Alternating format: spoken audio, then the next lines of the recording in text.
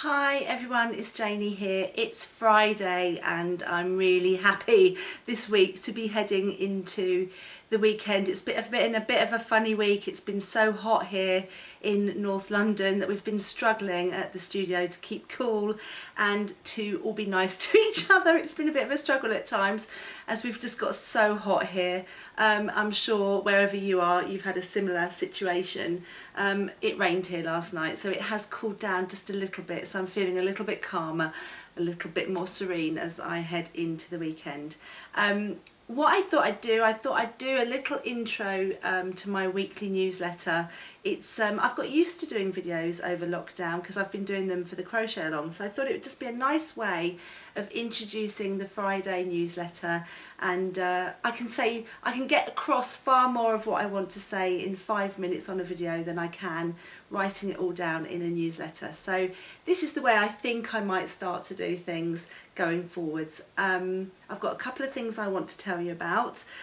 One is that what we're thinking of doing is once a month we're thinking of doing a question and answer session, and what I would like to do is invite you to send me your questions that you want to ask me. They can be related to my design work, they can be related to crochet in general. If there's anything that's always really bugged you about crochet that you can't seem to get to the bottom of, that you want a little tutorial for, if you send me an email at mail@janiecrow.co.uk. We're gonna change that email at some point, so for now that's the email address, mail@janiecrow.co.uk. If you send us an email, then I can look through them and work out if there's a common theme in there as to what people want to know about. It could be something really simple that you've just never got to grips with, or it could be something more complicated. And what I'll do is I'll film a tutorial that I can then post at the end of every month to help you get through things. Or, as I said, it could be something more personal to me. It could be something to do with, you know, how I find my inspiration, or I don't know, how I organise my yarn, anything like that, anything you want to know. If you send in your questions, then we can put them together and put another little video out at the end of the month. What else did I want to say? I wanted to say in this week's newsletter what we've done. Gemma, Sarah and I got together on Zoom and had a chat about what we thought the theme of this month's newsletter should be, and we wanted it to be a very positive newsletter. There's a lot of really tough stories out there at the moment of people struggling, and you know, like some awful things have been happening in the world, but we wanted to kind of put a nice thing across, it being Friday, and we wanted to look back over our experiences of the last couple of months and kind of think about some of the positives from that. So Sarah has put some pictures in the newsletter of her and her husband Paul doing some fabulous indigo dyeing, and you can see from the pictures they had a great time in the garden with pots of dye and bits of fabric and stuff. So that's a really nice little piece that Sarah's done for me. And then the lovely Gemma has put together a smashing little recipe for you for blackberry vinegar, which sounds incredible, and if you're in the UK especially, you will know that it's most definitely blackberry season. So Gemma's recipe sounds really good. I'm going to go out scrumping at the weekend and see if I can get some blackberries to make this lovely vinegar that she says is just lovely. Lovely, lots of lovelies.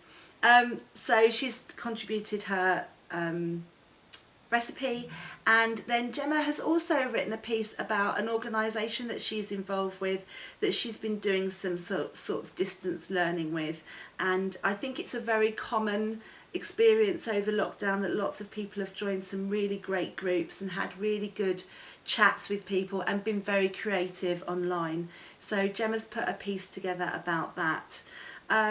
There's also a piece that's been sent to me by the lovely Chris Bourne, and a lady that I met in January when we were lucky enough to be in India. Seems like another world now, but Chris took on board a City and Guilds course in February time when we got back from India. Obviously not predicting what was going to happen over the last few months. So Chris Chris has been doing that course in a distance learning way. She's been getting together with her fellow students online, and she's contributed a nice piece to the newsletter as well. So there's a few other bits in there as well about what's going on and what's new, and just trying to think what else. When I was thinking about what I would sort of put in this month's newsletter, I was really struggling to think about the angle from which I'd write something. I wanted to talk about William Morris and May a bit more, as I talk about them all the time because I'm still so in love with everything that they did.